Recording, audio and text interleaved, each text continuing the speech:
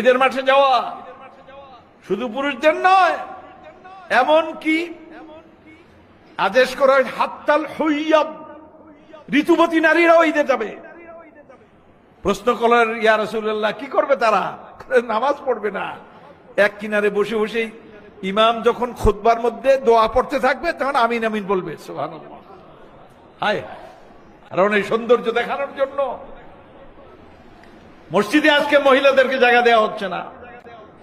তো মহিলারা মসজিদে আসলে কি গুনাহগার হয়ে যায়, চরিত্রহীন হয়ে যাবে, বদমাশ হয়ে যাবে। নাউজুবিল্লাহ। মহিলাদের আজকে সারা বাজারে বাজারে ঘুরো, রাস্তায় ঘাটে যাও, সারেগামা পাদানিসা করো, এগুলি সব ঠিক আছে।